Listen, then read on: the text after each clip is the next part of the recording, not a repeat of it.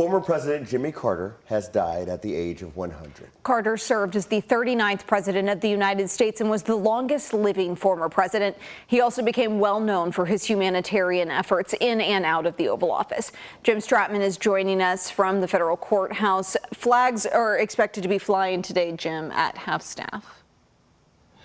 Yeah, we expect to see those changes made a little bit later on this morning. President Biden ordering last night that for the next 30 days, flags around the country be flown at half-staff to mark and honor the legacy of the former president, Jimmy Carter. We're told by representatives from the Carter Center that the former president died at his home surrounded by family on Sunday in Plains, Georgia. Now, Carter has a legacy that is massive, including his time both in the Oval Office and his time outside of the Oval Office.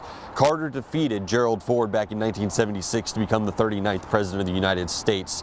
His single term in the Oval Office was divisive. It's marred with a lagging economy, a nationwide energy shortage, and the taking of 52 American hostages at the U.S. Embassy in Iran. Now, a highlight of his time in the office, however, was bringing about peace between Israel and Egypt through the Camp David Accords. Now, those efforts for peace are what the former president hoped he would be remembered for. Maybe peace and human rights. I kept the country at peace for 4 years and promoted peace for other people like Egypt and Israel. And we've been champions of human rights. So I think those two things are the ones that I hope to be remembered. Post-presidency, Carter became known for his humanitarian work. He was awarded with the Presidential Medal of Honor in 1999 and the Nobel Peace Prize in 2002. President Biden highlighted those accolades while addressing the nation yesterday.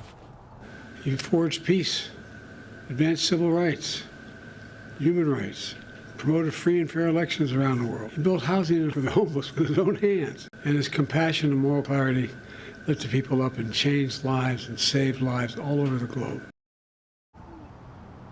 Now, we're hearing from Kentucky leaders on Carter's death. Governor Andy Beshear saying in part, quote, Jimmy Carter was a true American. He lived through his faith and values each and every day, lifting up his neighbors and serving our great country through kindness and compassion.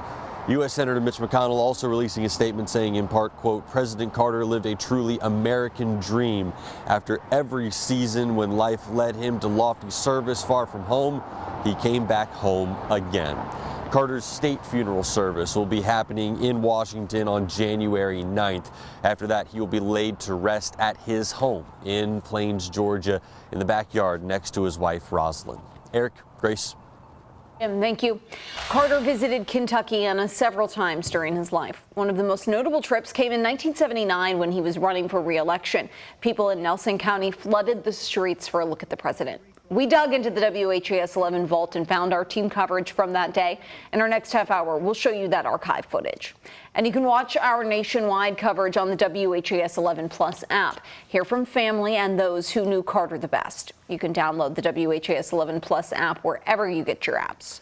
A Nelson County man who was shot by a sheriff's deputy on Christmas Day will face a judge for the first time today.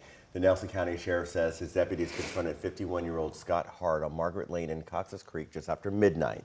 They were there for a welfare check. Court documents say Hart was armed with a gun when he answered the door for deputies. Shortly after, police say he threatened to kill them during a phone call before hanging up. Police say Hart came out of the home and pointed his gun directly at them. According to the sheriff, that's when Deputy Lee Keith shot him in his arm. Hart was treated at a local hospital, then released. He's now charged with attempted murder of a police officer.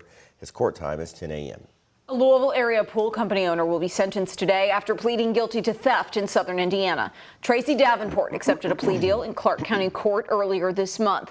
Prosecutors say Davenport took money from dozens of clients in Kentucky and Indiana to build pools, but never completed the projects. She'll now have to pay back almost $250,000 in restitution to the victims. She'll be sentenced today at 1:30. There was a hit and run Saturday night in the Russell neighborhood, which left a man fighting for his life.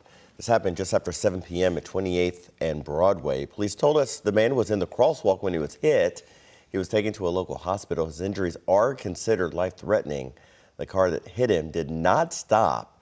The LMPD is asking anyone in the area who might have surveillance video to come forward anonymously by calling 574-LMPD. A teen is dead and another is injured after a crash on National Turnpike. According to police, officers were on patrol just before 4 Saturday morning when they attempted to pull over a stolen car. The car sped away from police and LMPD decided not to pursue the vehicle, turning off sirens and lights. Shortly after that, LMPD says police saw sparks fly from the direction the car headed in. Police found an overturned car, which they do believe was the stolen car which initially sped away. LMPD says 2 teens were inside. 1 was pronounced dead on the scene. The second was taken to the hospital and is expected to survive. No other vehicles were involved. Till victory is won. 3 Louisville civil rights activists were honored for a lifetime of advocacy and community impact. And that includes now retired Global NAACP President Raul Cunningham, Rhonda Mathis, a longtime community activist, and Celeste Williams, a labor leader who got involved with the UAW Local 862 in 1965. Decree, JCPS are all important issues that will have to face us in Louisville. So all of those things came to mind when I spoke about the DOJ, DEI in 2025, that we in a generation that people won't have to come together and build bridges. Sunday's celebration and recognition happened during a special service at Portland Memorial Baptist Church.